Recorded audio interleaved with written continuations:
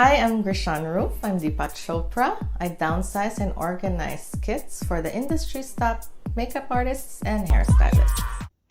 Hey everyone, today we're doing the new Fenty Beauty Demi'glow Light-Diffusing Highlighter.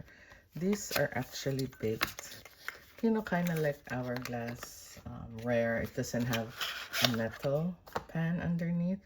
Warning, it's very, very soft. And this is actually, it's carved down to the thing. I can't explain it. But even pulling this off sometimes can scratch the product. It's so frustrating. See, because it's raised so much that it's actually scratching the sides. If you look at it, it's that soft. Actually, one arrived broken.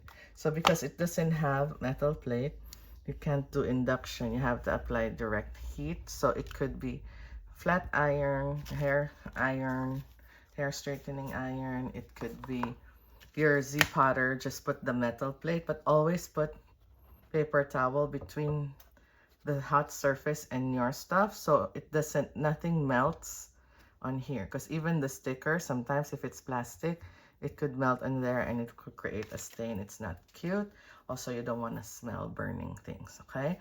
While that's on there, let's remove the sticker. Always remove the film before you stick it, because once it's stuck there, it's harder to remove. Okay, and this is it's called Yum Rum number 5. I don't need to put Fenty, it's so obvious because of the shape that it's Fenty. So I put, if I can, I'll put the number and the shade.